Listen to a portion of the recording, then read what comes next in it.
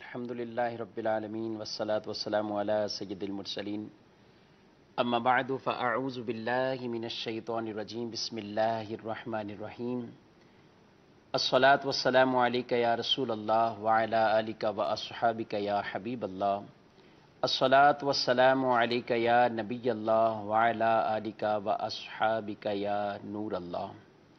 میٹھے میٹھے اسلامی بھائیوں اور مدنی چینل کے ناظرین، سلسلہ شان نزول لے کر ایک بار پھر آپ کی خدمت میں حاضر ہوئے ہیں۔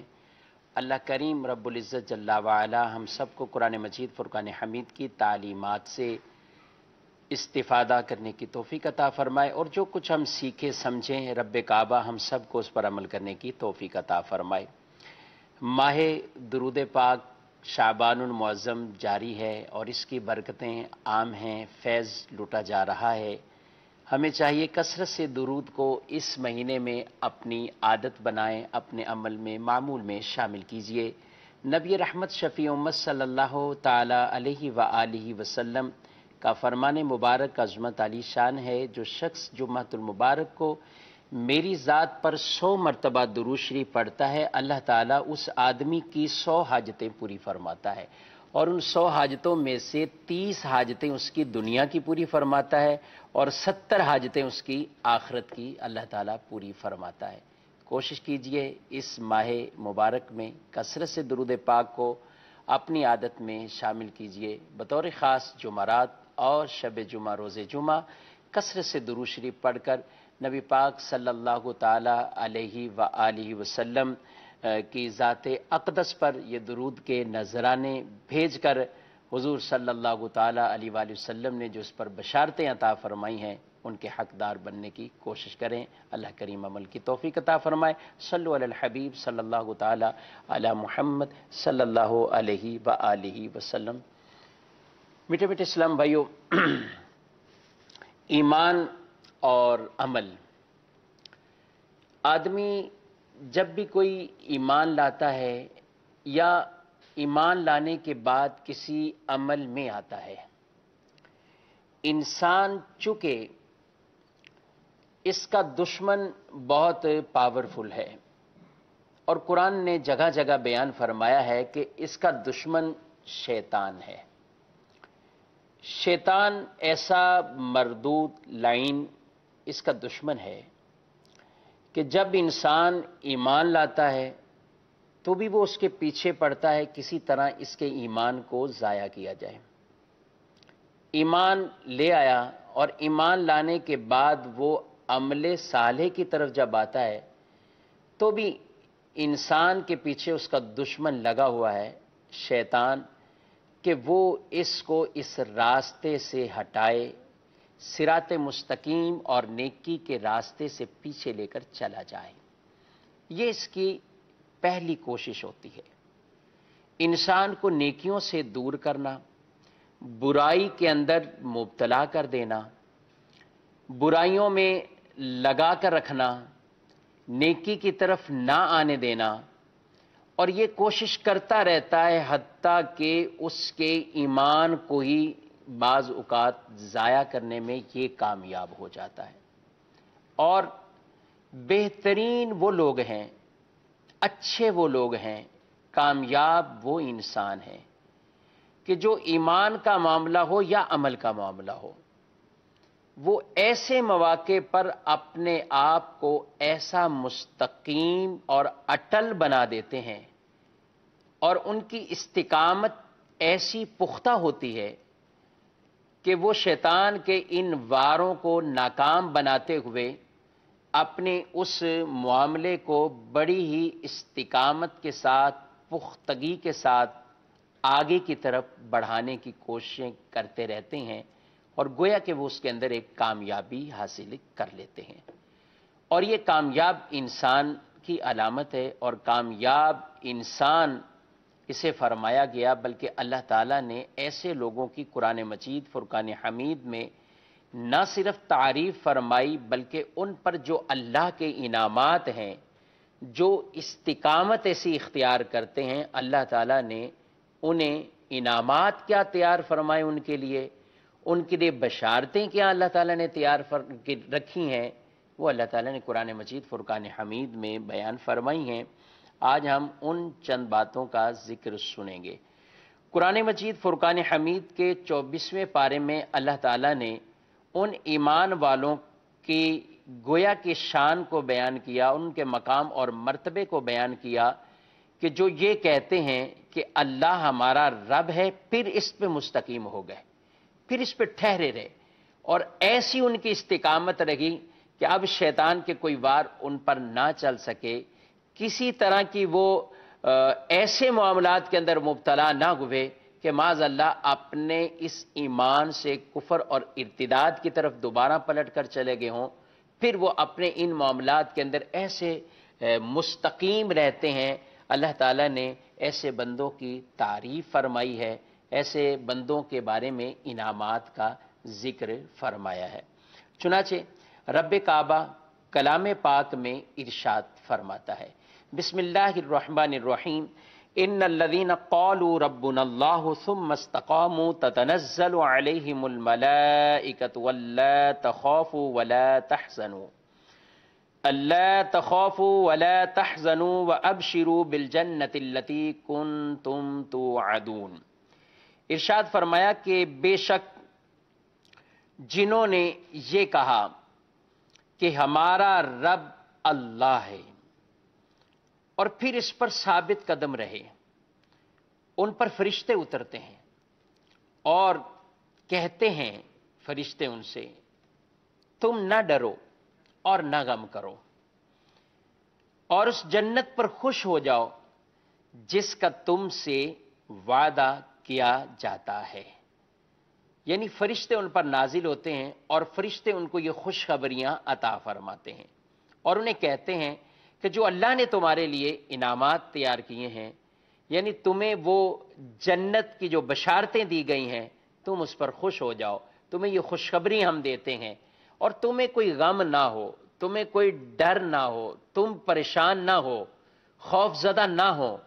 فرشتے ان کی مدد کرتے ہیں، فرشتے ان کو ایسا ایک طرح کا حوصلہ گویا کہ دے دیتے ہیں، اور اللہ تعالیٰ ایسے لوگوں کے معاون فرشتے پیدا فرماتا ہے، فرشتے ان کی مدد کرتے ہیں اور جو ان کو ایسی بشارتیں سناتے ہیں۔ اس بارے میں مختلف اقوال بیان کیے گئے کہ یہ فرشتے کب خوشخبری یہ سنائیں گے۔ ایک قول یہ بیان کیا گیا کہ یہ فرشتے انسان کو اس کی موت کے وقت، یہ ناظرین بہت ہی اہم ترین مرحلہ ہوتا ہے انسان کا، اس کی موت کے وقت کوشش ہوتی ہے کہ شیطان، روایات میں بیان کیا، مختلف طریقے سے، کبھی اس کے والدین کی صورت میں، کبھی کسی اور پیارے کی صورت میں، جو اس آدمی کو مانوس کرے، جو اس آدمی کو اپنی طرف راغب کر لے، اس کی صورت میں آ کر اس کو طرح طرح سے ورگلاتا ہے اور معاذ اللہ ثم معاذ اللہ ایمان سے پھرنے کی اس کو دعوت دیتا ہے کہ یہ ایمان سے پھر جائے، اور طرح طرح سے اس کو ورگلاتا ہے کہ میں تمہیں کہتا ہوں فلاں دین قبول کر لو، میں تمہیں کہتا ہوں اسلام چھوڑ دو، نصرانیت یا یہودیت کو اختیار کر لو، معاذ اللہ ثم معاذ اللہ، اس طرح کی اس کو ورگلاتا ہے۔ تو ایک قول یہ ہے کہ فرشتے موت کے وقت ایسے استقامت اختیار کرنے والے آدمی کے پاس آتے ہیں اور اس کو آ کر کہتے ہیں تم ڈرو نہیں، تم خوف زدہ نہ ہو، اور تمہارے لیے کوئی غم نہ ہو، نہ تمہارے لیے کوئی خوف ہے نہ غم ہے، تم تو خوشخبریاں ہیں تمہارے لیے کہ اللہ نے تمہارے لیے بڑے انعامات تیار کرے ہیں۔ تو ان کو فرشتے خوشخبریاں سناتے ہیں، فرشتے ان کو خوشخبریاں دیتے ہیں۔ ایک یہ بیان کیا گیا، اور ایک قول اس بارے میں یہ ہے کہ فرشتے کب خوشخبری دیتے ہیں، کہا کہ جب قبر سے اٹھائے جائیں گے فرشتے اس وقت انسان کو خوشخبریاں دیں گے، اور قبر میں جب داخل کیے جائیں گے اس وقت خوشخبریاں دیں گے۔ تو یہ مختلف طرح کے اقوال ہیں اور تینوں طرح کی یہ خوشخبریاں بھی منقول ہیں، موت کے وقت، قبر میں داخل اور قبر میں اٹھائے جانے کے وقت یعنی حشر کے وقت۔ یہ فرشتے ایسے نیک لوگوں کو یہ خوشخبریاں دیں گے، وہ نیک لوگ جنہوں نے استقامت اختیار کی اور یہ کہا اللہ ہمارا رب ہے، پھر اس پر ایسے مستقیم رہے، ایسے اٹل رہے اور ٹھہرے رہے کہ اب وہ اپنے اس عزم کے اندر متزلزل نہیں ہوئے किसी तरह के शक और शुबे में नहीं पड़े और किसी तरह का कोई कुफर या शिरक वाले मामले को इख्तियार करके वो राह फरार इख्तियार नहीं करते, अल्लाह ताला ने उनके लिए बड़े इनामात को तैयार फरमाया है। तो यहाँ उन लोगों की अल्लाह ताला ने हम्द को बयान फरमाया है। इसी पारे के अंदर इससे कबल उन कुफ़ार की ये बदतरीन आदतों को जो जिक्र करने के बाद उन पर वईदों को जिक्र किया गया कि उनके लिए जहन्नम है और उनके लिए सख्त सख्त सजाएं होंगी। उनको कहा जाएगा अजाब चखो जो तुम मामलात करते रहे, और उसी के साथ ही फिर आगे ईमान वालों का मकाम और मर्तबा बयान किया कि अल्लाह ताला ने उनके लिए क्या इनामात फरमाए, उन्हें ये बशारतें भी अता फरमाए और उन्हें जन्नत की खुशखबरियां रब काबा की तरफ से फरिश्ते नाजिल होकर उन्हें जन्नत की ये खुशखबरियां अता फरमाएंगे। इसमें यह बात भी इरशाद फरमाई गई कि फिर फरिश्ते उनसे क्या कहेंगे। कहा कि फरिश्ते उनसे कहेंगे नहनु औलियाउकुम फिल हयातिद दुनिया व फिल आखिरा। फरिश्ते कहेंगे हम दुनिया की जिंदगी में और आखिरत में तुम्हारे दोस्त हैं। फरिश्ते उनसे कहेंगे हम दुनिया में भी तुम्हारे दोस्त हैं और आखिरत में भी हम तुम्हारे दोस्त हैं। वलकुम फीहा मा तश्तही अनफुसुकुम वलकुम फीहा मा तद्दाऊन। और उनसे कहेंगे तुम्हारे लिए जन्नत में हर वो चीज है जो तुम्हारा जी चाहे और तुम्हारे लिए उसमें हर वो चीज है जो तुम तलब करोगे। तुम्हारे लिए हर वो चीज है जो तुम मांगोगे, जो तुम तलब करोगे, और तुम्हारे लिए हर वो चीज है जिसके लिए तुम्हारा जी चाहेगा वो तुम्हें दिया जाएगा। नुज़ुलम मिन गफूरिर रहीम। कहा कि ये मेहरबान बख्शने वाले मेहरबान की तरफ से तुम्हारी मेहमानी है, यानी रब ताला की तरफ से ये ऐसी मेहमान नवाजी है कि तुम यहाँ जो चाहोगे वो भी तुम्हें मिलेगा और यहाँ तुम जो मांगोगे, जो तलब करोगे, रब काबा तुम्हें वो भी अता फरमाएगा। ये इनामात उनके लिए जिक्र किए जा रहे हैं कि जो ऐसी इस्तिकामत को इख्तियार करते हैं। नबी रहमत सल्लल्लाहु ताला अलैहि व आलिहि वसल्लम की बारगाह में जब ये आयत रसूलुल्लाह सल्लल्लाहु अलैहि वसल्लम ने पढ़ी इन्नल्लज़ीना क़ालू रब्बुनल्लाहु सुम्मा इस्तक़ामू, तो फिर आपने फरमाया लोगों ने ये कहा कि हमारा रब अल्लाह है। फिर इनमें से अक्सर काफिर हो गए। तो जो शख्स इसी कौल पर यानी हमारा रब अल्लाह है इसी पर डटा रहा हत्ता के मर गया, वो उन लोगों से में है जो इस कौल पर साबित कदम रहे। यानी जिसने अल्लाह को रब माना, इकरार किया, ये सब ईमान और उसके तकाजे पूरे किए, फिर इस पे डटा रहा, तो वो इसी के अंदर दाखिल है कि जिसने गोया कि ये इस्तिकामत इख्तियार की, अल्लाह ताला उन्हें ये इनामात अता फरमाएगा। दूसरी हदीस पाक हजरत सुफियान बिन अब्दुल्ला सक़फ़ी रदी अल्लाह ताला अन्हु कहते हैं मैंने रसूलुल्लाह सल्लल्लाहु ताला अलैहि व आलिहि वसल्लम से अर्ज की, या रसूलुल्लाह सल्लल्लाहु अलैहि वसल्लम, मुझे इस्लाम के बारे में कोई ऐसी बात बताइए कि मैं आपके बाद किसी और से उस बारे में सवाल ना करूं।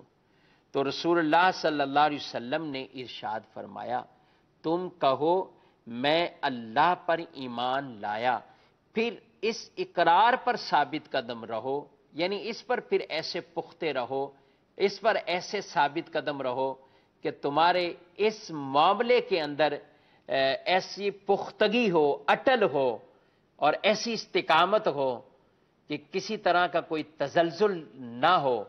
ये आपने इन साहबी रदी अल्लाह तआला अन्हु को बात इरशाद फरमाई। इस बारे में खुलफाए राशिदीन ने भी अकवाल जिक्र किए हैं कि ये इस्तिकामत किसे कहते हैं। सैयदना सिद्दीक़ अकबर रदी अल्लाह तआला अन्हु से पूछा गया कि हुजूर ये इरशाद फरमाए कि इस्तिकामत किसे कहते हैं। आपने फरमाया इस्तिकामत ये है कि बंदा अल्लाह के साथ किसी को शरीक ना ठहराए। हज़रत सैयदना उमर फारूक रदी अल्लाह तआला अन्हु से पूछा कि इस्तिकामत क्या है, तो आपने कहा इस्तिकामत ये है कि बंदा अमरो नहीं, यानी जिस चीज पर अमल करना है और जिन चीजों से बचना है उन पर कायम रहे, और लोमड़ी की तरह हीले साज ऐसा ना बने कि तरह तरह के हीले निकाल कर जो गए वो राह फरार उससे इख्तियार करे, ऐसा मामला ना करे। हजरत उस्मान गनी रदी अल्लाह ताला अन्हु फरमाते हैं इस्तिकामत ये गए कि बंदा अमल में इखलास पैदा करे। हजरत शेर खुदा अली उल मुर्तज़ा करम अल्लाह ताला वजहुल करीम आप फरमाते गए कि बंदा अल्लाह ताला की वहदानियत पर इकरार और इखलास के साथ नेक आमाल करने पर, हजरत अली रदी अल्लाह ताला अन्हु आपने इरशाद फरमाया कि इस्तिकामत यह है कि बंदा फराइज को पाबंदी के साथ अदा करे। यानी इन सारे अकवाल का जो खुलासा एक निकलता है कि ईमानियात और उसके बाद आमाल, यानी अल्लाह की वहदानियत का इकरार और इस पर साबित कदमी। फिर जो आमाल का मामला हो तो वो ऐसी इखलास के साथ अल्लाह तबारक व ताला की बंदगी इबादत जिसमें अल्लाह की रजा वाले मामलात शामिल हों, वो महज अल्लाह की रजा के लिए किए जाएं, और इसके साथ आदमी नमाजों के ऊपर पुख्ता तरीके से अमल करने वाला हो, अल्लाह के फ़राइज़ पर अमल करने वाला हो, और जिन चीज़ों से अल्लाह ताला ने मना किया है, रसूल मुकर्रम सल्लल्लाहु अलैहि वसल्लम ने हमें मना किया है, उससे रुक जाए। अमर और नहीं, यानी जिनसे रुकना है रुके और जिन पर अमल करना उन पर अमल करे। ये चीज़ें इस्तिकामत गोया के कहलाती हैं। और जब आदमी इन पर पुख्तगी से अमल करता है तो यकीन कीजिए ऐसे लोगों को कितने बड़े इनामात मिलते हैं। कुरान में जो अल्लाह ताला ने फरमाया वलकुम फीहा मा तश्तही अनफुसुकुम वलकुम फीहा मा तद्दऊन, यानी फरिश्ते उनके लिए साथी हैं, दुनिया में भी आखिरत में भी फरिश्ते ऐसे उनकी मायत में हो जाते गए, उनके साथी बन जाते गए, और साथ साथ आखिरत में उनके लिए जो इनाम है वो जो जी चाहेगा वो उन्हें मिल जाएगा, जो तलब होगी वो अल्लाह उन्हें अता फरमा देगा, और रब ताला की तरफ से उनकी मेहमान नवाजी होगी। एक हदीस मुबारक है, बहुत ही प्यारी हदीस पाक, इस हवाले से इरशाद फरमाया कि यहाँ जन्नत में नेमतों के हवाले से हजरत जाबिर रदी अल्लाह तआला अन्हु से रिवायत है कि रसूलुल्लाह सल्लल्लाहु अलैहि वसल्लम ने इरशाद फरमाया जन्नती अपनी मजलिस में होंगे, उनके लिए जन्नत के दरवाजे पर एक नूर जाहिर होगा। वो अपना सर उठाएंगे तो क्या देखेंगे? उनका रब अज़्ज़ वजल जलवा फरमा है। अल्लाह ताला इरशाद फरमाएगा ए जन्नतियों मुझसे मांगो। वो अर्ज करेंगे हम तुझसे सवाल करते हैं कि या अल्लाह तू हमसे राजी हो जा। तो अल्लाह ताला इरशाद फरमाएगा मेरी रिजा ने ही तो तुम्हें मेरे इस घर में उतारा है और तुम्हें ये इज्जत दी है, और तुम अब मुझसे मांगो, कुछ और मांगो, यानी अब सवाल करो। तुम मेरी रजा थी तभी तो तुम इस जगह पे पहुंच चुके हो, अब तुम इस बारे में सवाल करो। इरशाद फरमाया कि फिर जन्नती अर्ज करेंगे हम तुझसे मजीद नेमतों का सवाल करते हैं। तो फिर उन्हें सुर्ख याकूत के घोड़े अता किए जाएंगे जिनकी लगामें सब जबरजद की होंगी और सुर्ख याकूत की होंगी। वो जन्नती उन पर सवार होंगे। वो घोड़े अपने कदम हद निगाह पर रखेंगे। अल्लाह ताला दरख्तों को हुक्म देगा तो उन पर फल आ जाएंगे, और जन्नतियों के पास हुरे ऐन आएंगी जो कहेंगी हम नर्मो नाज़िक हैं और हम सख्त नहीं हैं, हम हमेशा रहने वाली हैं, हम पर मौत नहीं आती, और मुअज़्ज़ज़ लोगों की बीवियां हैं। अल्लाह तबारक व ताला ऐसे ऐसे इनामात जन्नतियों को अता फरमाएगा। यहाँ तक कि फरमाया कि फरिश्ते उन्हें जन्नत अदन में ले जाएंगे, और वो जन्नत अदन ये जन्नत वस्त का वो मकाम है। फरमाया फरिश्ते कहेंगे ए हमारे रब लोग हाजिर हो गए हैं। तो कहा जाएगा सादिकीन को खुश आमदीद हो। ये वो सच्चे लोग हैं जिन्होंने अपने ईमान, अपने अमल और इन मामलात के अंदर ऐसी सदाकत दिखाई है। सादिकीन को खुश आमदीद, इताअत गुजारों को खुश आमदीद, ان کو خوش آمدید کہا جائے گا اور پھر ان کے لیے حجاب پردے کو اٹھا دیا جائے گا۔ فرمایا جب پردے کو اٹھایا جائے گا تو جنتی کون سی نعمت یہاں پائیں گے، جنت میں ان کو کون سا انعام دیا جائے گا۔ جنت کی ساری نعمتیں اعلیٰ ہی نعمتیں ہیں، لیکن یہاں اللہ انہیں کون سی نعمت عطا فرمائے گا؟ وہ جب سارے پردے اور حجاب ہٹا دیے جائیں گے تو کیا کہا جائے گا کہ وہ اللہ کا دیدار کریں گے اور رحمان کے نور سے لطف اٹھائیں گے۔ اللہ اکبر۔ اہل جنت جنت میں رب کا دیدار کریں گے۔ دنیا کے اندر یہ اللہ کا دیدار، یہ صرف میرے پیارے نبی صلی اللہ تعالی علیہ وآلہ وسلم کی خصوصیت ہے کہ آپ نے جاگتے ہوئے بیداری کے عالم میں اپنے سر کی آنکھوں سے اللہ کا دیدار کیا ہے۔ آپ صلی اللہ علیہ وسلم کے علاوہ کسی نے دیدار نہیں کیا، لیکن خواب کے اندر یہ دیدار و جلوے دیکھنا یہ ممکن ہے اور ثابت بھی ہے۔ آخرت میں اہل جنت کے لیے یہ انعام ہوگا کہ اللہ تعالیٰ انہیں جنت کے اندر یہ انعام عطا فرمائے گا اور جنت میں اللہ کا یہ دیدار کریں گے۔ جب اللہ کا دیدار کریں گے یہاں تک کہ ایک دوسرے کو وہ نہیں دیکھ پائیں گے، اس وقت صرف اللہ کا دیدار کریں گے اور رب کے نور سے وہ لطف اندوز ہوں گے اور ایسا لطف اٹھائیں گے۔ پھر اللہ تعالیٰ ان سے ارشاد فرمائے گا تم اپنے محلات کی طرف واپس لوٹ جاؤ۔ ان سے کہا جائے گا کہ اپنے محلات کی طرف، یہ جو بھی انہیں تحائف دیے جائیں گے یہ لے کر اپنے محلات کی طرف واپس لوٹ جائیں۔ پھر وہ واپس لوٹیں گے یہاں تک کہ ایک دوسرے کو دیکھ رہے ہوں گے۔ رسول اللہ صلی اللہ علیہ وسلم نے ارشاد فرمایا اللہ کا فرمان جو یہ ہے نزلا من غفور الرحیم، یعنی اللہ کی طرف سے مہمانی ہے، فرمایا اس کا مطلب یہی ہے، یعنی وہ ان کو اللہ تبارک و تعالیٰ کی طرف سے جو مہمان نوازی ان کی جا رہی ہوگی، ساری نعمتیں تو اپنی جگہ ہیں، لیکن یہ ان کے لیے جو انعام ہے، اللہ اکبر، یہ جب انعام دیکھیں گے تو ہی پتہ چلے گا کہ یہ انعام کتنا بڑا انعام ہے۔ دنیا میں اس کی کوئی کیفیت بیان نہیں کی جا سکتی۔ دنیا میں ان روایات کو ہی ہم بلا تمثیل بیان کر سکتے ہیں کہ وہ دیدار کیسا ہوگا، کس انداز سے ہوگا۔ انشاءاللہ نبی پاک صلی اللہ تعالیٰ علیہ وآلہ وسلم کے صدقے میں جنت ضرور اللہ عطا فرمائے گا۔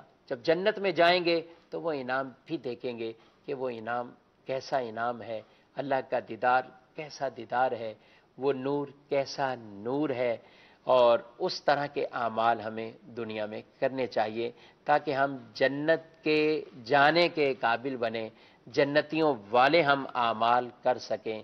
ہم آج اپنے اعمال پہ غور کریں۔ مدنی چینل کے ناظرین، آج کا ہمارا موضوع استقامت وہ رکھنے کی ایک وجہ یہ بھی تھی کہ بسا اوقات ہم کوئی ایک خاص ایونٹ دیکھتے ہیں، کوئی خاص ایام دیکھتے ہیں تو آدمی کے دل کے اندر بھی ایک رقت اور نرمی سی آ جاتی ہے۔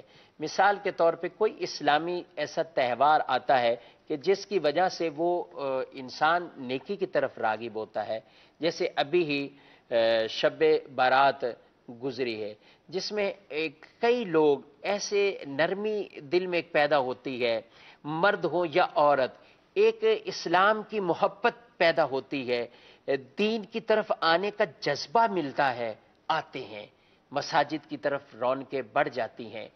قبرستان اگر ہم دیکھتے ہیں تو پاؤں رکھنے کی جگہ نہیں ملتی، سارے کے سارے قبرستان ایک طرح کے بھرے بھرے نظر آتے ہیں، لوگ قبرستانوں کا رخ کرتے ہیں، قبرستان بھی جاتے ہیں۔ جانا چاہیے۔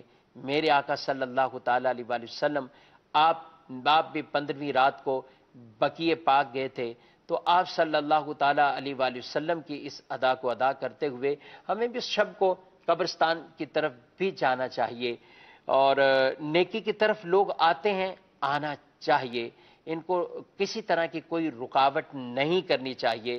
کسی نہ کسی طرح تو لوگ اس نیکی کے پیغام کو لے کر مساجد کا رخ تو کر رہے ہیں، آ تو رہے ہیں نیکی کی طرف، لیکن میں ان آنے والوں سے اور گھروں میں ایسی عبادت کرنے والی ان خواتین سے ذرا ہم ان ایسے ایونٹ میں صرف کچھ دنوں کے لیے یا مخصوص وقت کے لیے ہی ہم اس طرف راغب ہوتے ہیں، اور پھر یکسر تبدیلی ایسی آ جاتی ہے کہ ہم بالکل تبدیلی کی طرف چلے جاتے ہیں، اور پھر وہ جو ایک چینجنگ آنی چاہیے وہ نہیں آتی ہے۔ استقامت کا مطلب کہ آدمی پھر اٹل ہو جائے، پھر پختہ ہو جائے، پھر اس میں تزلزل نہ ہو، پھر وہ بار بار اس طرح کے شبہات میں نہ پڑا رہے۔ شیطان تو دشمن ہے، وہ لگا ہوا پیچھے، وہ انسان کو چھوڑتا نہیں ہے۔ انسان کے لیے وہ پہلی کوشش ہے کہ اس کا ایمان ضائع ہو جائے، وہ اس کے ایمان کو کاٹنے کی کوشش کرتا ہے، اس کے ایمان کو ختم کرنے کی کوشش کرتا ہے۔ جی ہاں، نبی کریم صلی اللہ تعالی علیہ وآلہ وسلم نے اس ایمان کے حوالے سے ہی آپ نے بہت سی ایسی روایات ہیں جن کے بارے میں یہ بات ارشاد فرمائی ہے کہ یہ انسان کے ایمان کو کس طرح ضائع کرنے میں شیطان جو ہے وہ لگا رہتا ہے۔ اور شیطان نے خود کہا، جب اس کو دھتکارا گیا تو اس نے خود کہا لَأَقْعُدَنَّ صِرَاطَكَ الْمُسْتَقِيمَ، تو میں بھی پھر سیدھے راستے پر بیٹھا ہوں۔ یعنی جو تو چل ہی الٹے راستے پہ رہا ہے، شیطان اس کو کیا ورگلائے گا؟ جو چل ہی اس کے راستے پہ رہا ہے، شیطان اس پر کیا محنت کرے گا؟ وہ تو اسی کے راستے پہ چل رہا ہے۔ شیطان ان لوگوں کی طرف زیادہ بڑھتا ہے جو سیدھے راستے کی طرف ہے، ان کے کبھی دائیں طرف، کبھی بائیں طرف، کبھی آگے، کبھی پیچھے شیطان ان پر حملہ آور ہوتا ہے، ان کو ورگلاتا ہے۔ یہاں تک کہ اذان کی آواز ہو، شیطان ان میں سستی ڈالتا ہے اس کو۔ اور بہت سے لوگ ایسے ہوتے ہیں، رات باتیں کریں گے، پوری پوری رات گزر جائے گی، لیکن جب نماز کا وقت، نیند کا غلبہ، جب نماز کا وقت کوئی کام یاد آ جائے گا، نماز کا وقت کوئی اور مصروفیت یاد آ جائے گی، حالانکہ وہی انسان اس سے قبل 1 گھنٹہ کس مصروفیت میں گزار چکا ہے پتہ نہیں، وہی انسان اس سے قبل کتنی دیر کسی اور معاملے میں مشغول ہوا پتہ نہیں، لیکن نماز کے وقت طرح طرح کے کام یاد۔ تو یہ شیطان کا بہکاوا ہے۔ لیکن جو انسان شیطان کو جھٹک دے، نماز کی طرف آ جائے، یہ وضو کرنے بیٹھا ہے تو وہ وضو کے اندر اس کو ورگلاتا ہے، وہ کہتا ہے کسی طرح اس کے وضو کی طہارت کے اندر نقص لے کر آ جاؤں، اس کو شیطان ورگلاتا ہے، اس کے اندر وسوسے ڈالتا ہے۔ کئی بیچارے پریشان ہوتے ہیں، وہ صحیح وضو نہیں کر پاتے، وہ وضو کے اندر کمزوری، وہ شیطان ان کو وسوسے ڈالتا ہے۔ پھر اگر وضو کر لیں، نماز کے لیے کھڑے ہوتے ہیں، اب نماز، یہ بھی شیطان پھر بھی پیچھا نہیں چھوڑتا، نماز پڑھنے لگے پھر بھی شیطان ان کے پیچھے ایسے لگے گا کہ نماز کے اندر یاد کرو فلاں کام، فلاں کام، فلاں کام، فلاں کام۔ تو یعنی اس کے عمل کو ضائع کرنے کی طرف راغب رہتا ہے۔ تو شیطان ایسا مردود ہے، اولاً عمل کرنے نہیں دیتا، اور اگر کوئی عمل کرنے کی طرف آئے تو اس کے عمل کو کسی نہ کسی طرح ضائع کرتا ہے یا اس کے عمل کو کمزور کرنے لگتا ہے۔ اب بسا کا نقصان کیا ہوتا ہے کہ جب آدمی بار بار ان چیزوں سے پریشان ہوتا ہے، وضو کے مسائل میں پریشان ہوتا ہے، نماز کے معاملات میں پریشان ہوتا ہے، تو وہ پھر ان چیزوں سے بعض وقت پیچھے ہو جاتا ہے۔ تو ایسے ناظرین سے میری التماس اور گزارش ہے، وہ چاہے مرد ہو یا عورت ہو، اگر آپ ان معاملات کے اندر کبھی پریشانی کا شکار ہوتے ہیں تو اس کا علاج یہ ہے کہ سب سے پہلے آپ اس طرف توجہ نہ دیں۔ اگر آپ توجہ دیں گے تو یہ شیطان پھر آپ کو کہیں کا نہیں چھوڑے گا، پھر آپ پریشان ہی رہیں گے، پھر آپ ہر وقت وساوس کے اندر آئیں گے۔ آپ ایک دفعہ اپنی تسلی سے وضو کر لیں، اب شیطان لاکھ آپ کو وسوسے ڈالے کہ فلاں عضو خشک رہ گیا، یہ ہو گیا، وہ ہو گیا، کچھ بھی نہیں، توجہ ہی نہ کریں اس طرف کہ نہیں بس ٹھیک ہے۔ تو جب تک ہم نے تسلی سے کر لیا بس ختم، اب کوئی وسوسوں میں آنے کی ضرورت نہیں ہے۔ تو ان چیزوں کی طرف اگر ہم توجہ دیتے ہیں تو شیطان اس کو اور تنگ کرتا ہے، اور تنگ کرتا ہے، اور تنگ کرتا ہے۔ تو جب آپ کی طرف سے شیطان کو ریپلائی یہ ہوگا کہ جو مرضی کر لو، میں نے نہیں ماننی تمہاری، تو پھر آہستہ آہستہ آپ کی ان وساوس سے جان چھوٹ جائے گی۔ آپ اپنی مصروفیت کو جب ایسا دھدکار دیں گویا کہ جو بھی مرضی ہے کام کروں گا، میں ضرور کروں گا، لیکن ابھی نماز کا وقت ہے، نماز کے بعد بھی وہ کام ہو سکتا ہے، تو آہستہ آہستہ پھر ایسا ہوگا کہ آپ کا وروار نہیں چلے گا یہ۔ جی ہاں، جو اللہ کے نیک بندے ہیں، چاہے سردی ہو یا گرمی ہو، شادی ہو یا غمی ہو، وہ بیماری میں ہو یا خوشی میں ہو، وہ کسی مصیبت کی حالت میں ہو یا عام حالت کے اندر چل رہے ہوں، وہ بے روزگاری کے معاملے کے اندر چل رہے ہوں یا اچھے روزگار کے معاملات میں ہوں، وہ رب کی بندگی کے معاملات کے اندر، عبادت کے معاملات کے اندر کوتاہیاں نہیں آنے دیتے، وہ پھر وہ چلتے رہتے، مستقیم رہتے ان معاملات کے اندر۔ ہمیں بھی اسی طرح کا پختگی لانی ہے، استقامت لانی ہے، ایمان کو بھی بچانا ہے، ایمان کی حفاظت بھی کرنی ہے، اور جو ایمان کی حفاظت کرنے میں کامیاب ہو جاتا ہے تو پھر واقعی ان کے لیے بڑے بڑے یہ انعامات ہوتے ہیں، ان کے لیے یہ بڑی بڑی چیزوں کو جو حدیث مبارکہ کے اندر بیان کیا گیا یہ اللہ تعالیٰ انہیں عطا فرماتا ہے۔ روایت میں بیان کیا گیا کہ کچھ ایک زمانہ آئے گا کہ صبح کے وقت انسان مومن اور شام کے وقت کافر، یا شام کے وقت کافر اور صبح کے وقت مومن، یعنی یہ ایسی کیفیات ہوں گی۔ آج ہم دیکھتے ہیں بعض اوقات ایسی کیفیات ہو جاتی ہیں۔ کہا گیا کہ یہ بھی روایت میں بیان کیا گیا کہ انسان چار طرح کے، بعض مومن پیدا ہوئے، مومن مرتے ہیں، بعض کافر پیدا ہوئے، کافر مرتے ہیں، بعض مومن پیدا ہوتے ہیں لیکن کافر مرتے ہیں، اور بعض کافر پیدا ہوتے ہیں لیکن مومن مرتے ہیں۔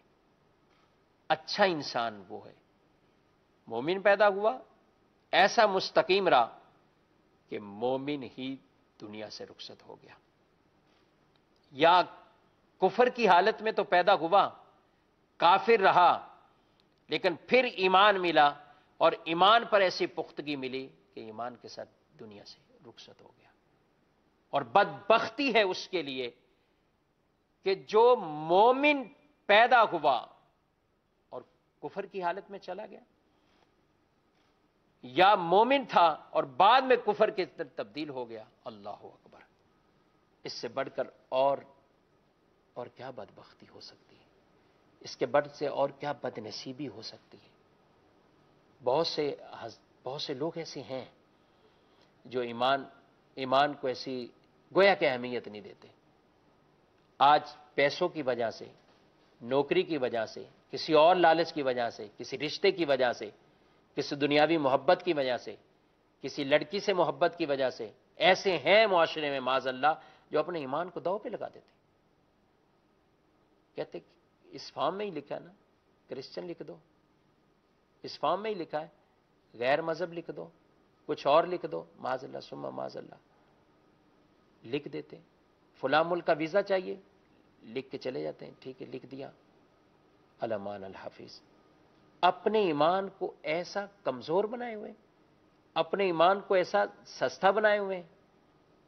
اللہ اکبر!